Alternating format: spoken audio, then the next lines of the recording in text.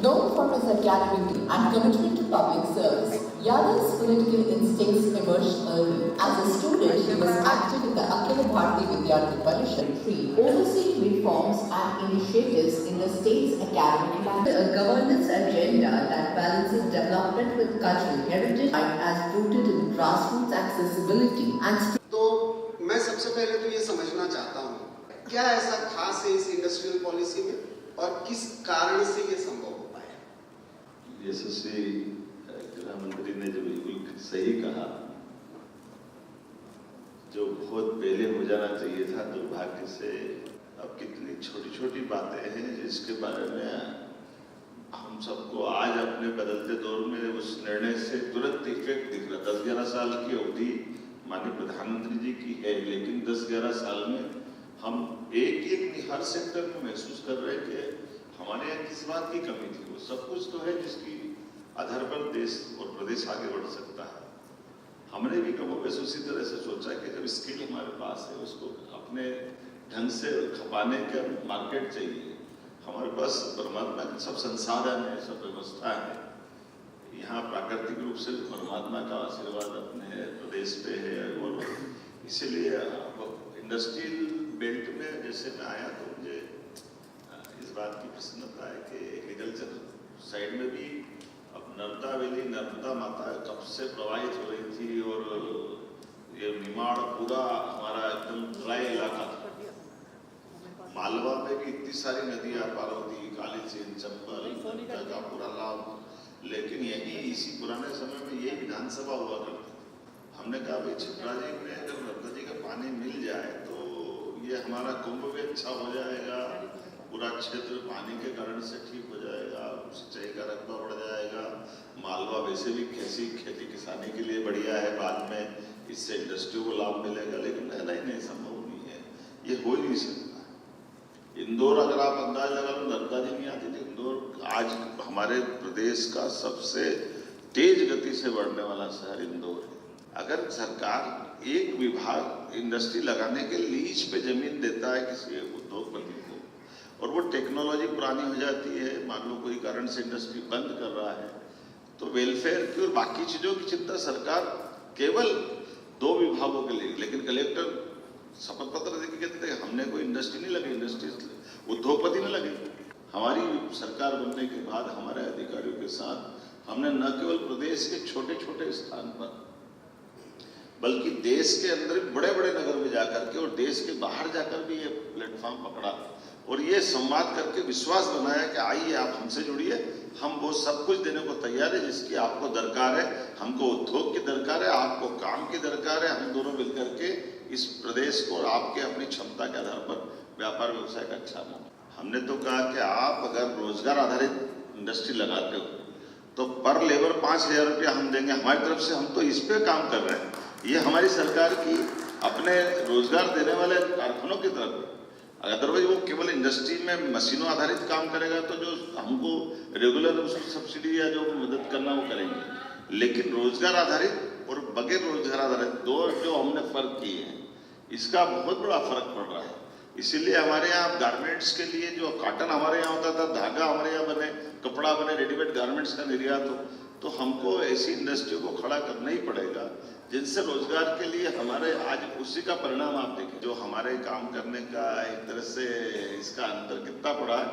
आज देश के अंदर सबसे कम बेरोजगारी वाले प्रदेश में से मध्य प्रदेश का नंबर आया, जिसका 1 से 1.5% बेरोजगारी रह गई। इतना बड़े पैमाने पर रोजगार के अवसर हमारे अपने राज्य के अंदर। जब हमने सोलर पार्क की बात कही, 200 का 400 का जिस दिन हम लोकार्पण भूमि पूजन करने गए, उस समय तक तो वो पूरा भर के 800 और अब 800 के बाद वो 1000 का एक और नया हमको पार्क बनाना पड़ गया। इतनी तेज गति से हमारे यहाँ भी एक तरह से हमारी आवश्यकताओं के आधार पर हमने हर एक क्षेत्र को उस इंडस्ट्री से जोड़ करके देखा कि यहाँ वो सब संभावना है। अब ये उसकी विशेषता हमने देखी तो अंदाज लगा लो ये क्यों स्कोप आया। तो स्कोप इसलिए आया कि मध्य में एकदम से हमारी इटारसी का ट्रैक बिल्कुल पास में है, ट्रांसपोर्टेशन की कोई तकलीफ नहीं है, हाईवे भी वहीं से सब प्रकार से रोड ट्रांसपोर्ट की दृष्टि से भी लाभान्वित होंगे। भोपाल के भी ज़्यादा दूर नहीं है, पानी पर्याप्त है, लैंड सरप्लस है और वो भी वेस्ट लैंड है। जिसमें कोई खेती बाड़ी भी नहीं होती। तो ऐसे अनुकूलताओं को देख देख करके हर एक क्षेत्र को हाथ में लेकर के शहडोल और पूरे सिंगरौली से हमारा लो अयस्क का रॉ मटेरियल छत्तीसगढ़ और पता नहीं कहाँ जाता था। तो हमने कहा ये हमारा रॉ मटेरियल से यही सरिया बने, यही स्टील का काम। तो अब टाटा TMT वाला सरिया गोयल उनको खुद को अभी दिया है। तो शहडोल के अंदर वो तो क्या, मैं बिल्कुल रायपुर बगल में है, बिल्कुल यहीं रहता था।